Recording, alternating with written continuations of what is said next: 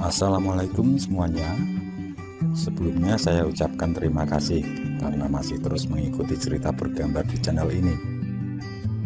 Dan untuk kawan-kawan yang belum subscribe ke channel ini, dukung saya ya. Klik tombol subscribe dan klik logo lonceng untuk bisa berlangganan gratis di video cerita bergambar selanjutnya.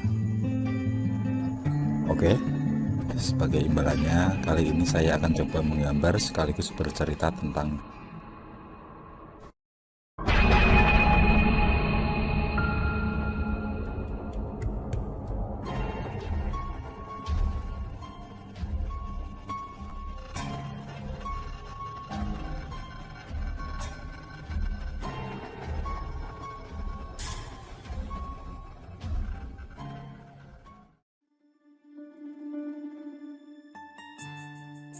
Sardi menjalani kehidupannya dengan rasa jenuh.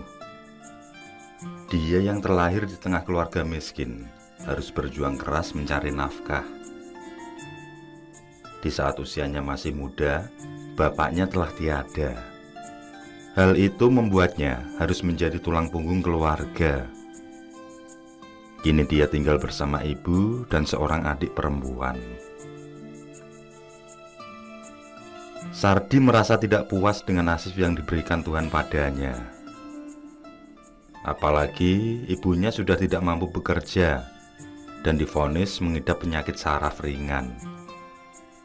Jalannya mulai tidak kokoh lagi dan penglihatannya sudah mulai kabur. Sementara adiknya harus putus sekolah dan hanya bisa di rumah mengurus sang ibu.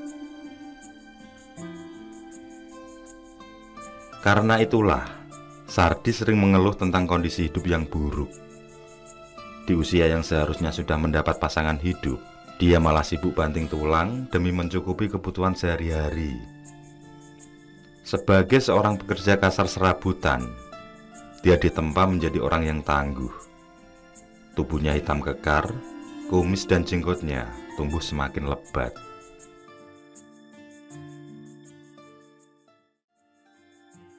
Dia yang ingin mengubah jalan hidupnya terus berpikir, mencari cara mudah untuk mendapatkan uang. Di pikirannya, dia ingin menjadi pedagang besar, baik pedagang ternak maupun pedagang hasil bumi. Tapi setiap keinginan itu muncul selalu pupus karena terganjal pada modal usaha. Hingga pada akhirnya, dia tidak bisa berbuat apa-apa. Suatu ketika, saat dia dalam kebingungan, dia dipertemukan dengan seorang dukun, Mbah Umbar. Mbah Umbar adalah dukun tersohor di daerah lain. Dan malam itu, Mbah Umbar kebetulan lewat rumahnya. Dukun itu berteduh dari hujan lebat yang tiba-tiba mengguyur. Ditaruhnya sepeda motor di samping Sardi yang sedang duduk lesu di teras rumah. Sardi segera bangkit, menyambut kedatangan orang yang belum dikenalnya itu. Karena disuruh masuk tidak mau, akhirnya mereka mengobrol di bangku teras.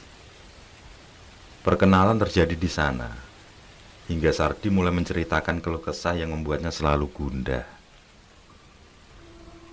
"Aku bingung dengan kehidupan ini, Mbah," ucapnya. "Rezeki itu sudah ada yang mengatur, nak. Tapi kalau kamu mau berubah dengan cara hitam, aku tahu caranya."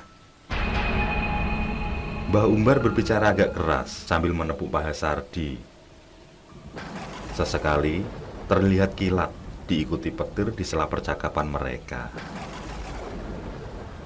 "Apa yang harus aku lakukan, Mbah?" "Pekerjaan ini resikonya sangat besar dan bisa mengancam nyawamu. Kalau kamu memang siap, nanti kamu bisa lakukan." Mbah Umbar berbicara sambil menghunus sebungkus rokok di saku baju batiknya. Perlahan diambil sebatang rokok kretek, lalu disulutnya. Asap pekat itu sempat terhirup oleh Sardi yang menunggu penjelasan dari Mbah Umbar. "Kamu harus siap menjadi seorang gali, orang sakti yang pekerjaannya maling. Kamu akan mendapat kesaktian itu dengan cara kamu carilah orang laki-laki dewasa yang sudah meninggal di malam Jumat Kliwon. Ambil gumpalan bulat tanah, yaitu bantalnya. Cukup satu saja yang berada di bawah kepalanya. Kembali Mbah Umbar memberi penjelasan dengan panjang lebar. Sardi yang mendengar jalan keluar yang diceritakan oleh Mbah Umbar mulai bergidik ngeri. Ada bayangan macam-macam yang melintas di pikirannya. Itu kalau kamu mau, nak.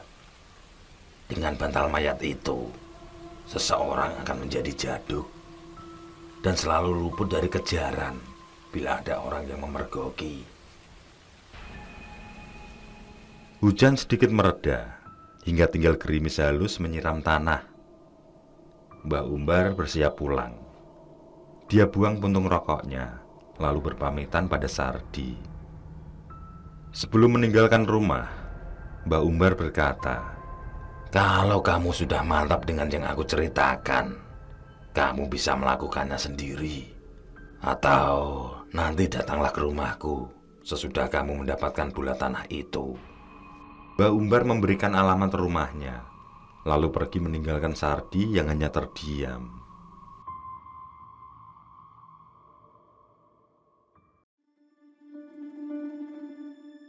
Hari-hari Sardi berlanjut seperti biasa.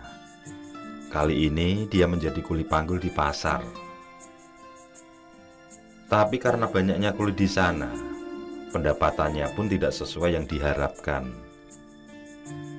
Hari ini dia pulang lebih awal karena sepi. Sekitar 10:30 siang, dia meninggalkan pasar. Sardi langsung memasuki rumah, wajahnya lesu. Dilihatnya sang ibu yang terlelap, sementara adiknya numpang nonton televisi di rumah tetangga. Dia tiduran di bangku ruang tamu. Ucapan dari Mbah Umbar terus merasuki otaknya. Ada rasa penasaran yang mengganggu. Dirinya yang sudah melewati kebimbangan akhirnya bertekad untuk melakukan ucapan Mbah Umbar. Dibuang segala keraguan dan meyakinkan niatnya demi merubah kehidupan yang tidak pernah berpihak. Dengan diam-diam, Sardi mulai mencari tahu tentang kematian orang di sekitar kampungnya, hingga dia menemukan orang yang meninggal di malam Jumat Kliwon, Mbah Rawon. Seorang paruhbaya, tetangga desanya meninggal usai azan Isya malam itu. Sardi yang mendengar berita tersebut segera menuju rumah Mbah Umbar. Dia ingin tahu lebih jelas tentang apa yang harus dilakukannya. Dengan naik ojek, dia pun bergegas menuju rumah dukun itu. Ojek yang sudah hafal dengan rumah Mbah Umbar langsung mengantar Sardi tanpa kesulitan mencari alamat. Sesampai di halaman, Sardi memandangi rumah joglo kuno yang tampak angker itu, hanya dengan penerangan lampu neon kuning yang buram. Ditambah lagi dengan pohon kamboja di dua sudut teras, juga kembang melati Jawa yang berjajar di sampingnya. Bau khas bunga tersebut membuatnya merinding. Dia duduk di kursi depan sambil menunggu Mbah Umbar yang masih melayani seorang tamu.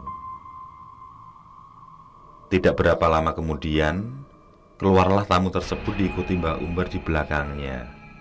Seorang perempuan yang cukup cantik tersenyum padanya sebelum menaiki motor dan melajukannya. Hei, itu janda. Kamu mau? Mbah Umbar sedikit bergurau ketika melihat tatapan Sardi pada tamunya.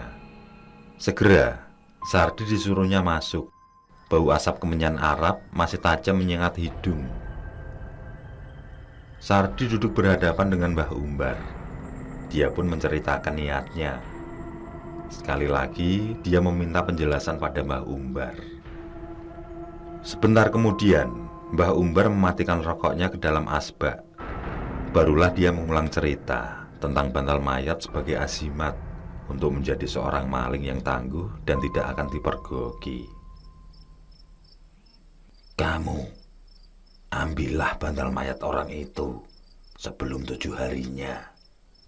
Sebelum Sardi bertanya, datang istri Mbah Umbar membawa secangkir kopi. Ditaruhnya di samping toples yang berisi makanan. Setelah mempersilahkan, Kembali dia masuk ke dalam, diikuti Mbah Umbar yang meninggalkan Sardi sendirian. Dia menunggu Mbah Umbar sambil mengamati seisi rumah. Rumah besar dengan 4 tiang berukir sebagai penyangga di tengah, tampak mewah dan gagah. Sedikit seram dengan hiasan yang menempel di tiang tersebut. Tiang-tiang tampak ada beberapa tulisan aksara Jawa dan berbagai macam tulisan Arab gundul. Sebentar kemudian Sardi menenggak kopinya yang berbarengan dengan Mbah Umbar keluar dari kamar. Setelah kembali duduk berhadapan, Mbah Umbar memberi bungkusan kecil kain mori sambil berkata, Ini, bawalah di saat kamu mengambil bantal mayat. Sardi meraih bungkusan tersebut. Tanpa diamati, barang tersebut langsung dimasukkan saku bajunya. Barang itu akan hilang sendiri setelah kamu berhasil mendapatkan gumpalan tanah yang kau cari. Begitu percakapan selesai, Sardi segera menghabiskan kopinya. Dia lalu bangkit dan pamit pulang.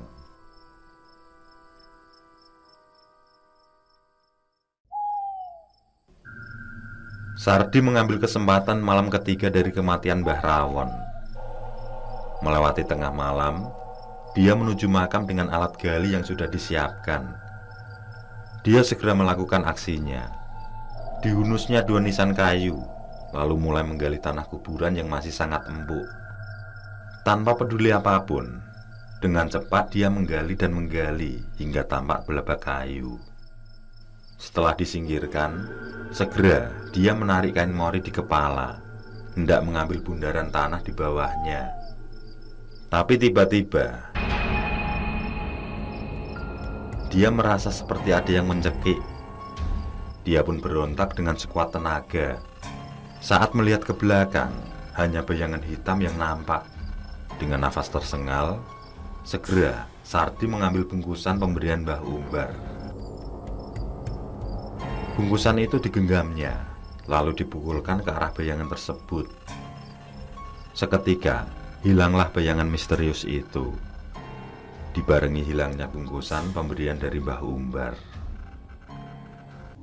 Segera, Sardi mengambil satu bantal mayat yang berada di bawah kepala dan ditaruhnya di dalam sobekan kain yang sudah dipersiapkan. Setelah diikat kencang, dia memasukkannya ke dalam saku celana. Kembali dia naik ke atas dan menutup kembali lubang kubur.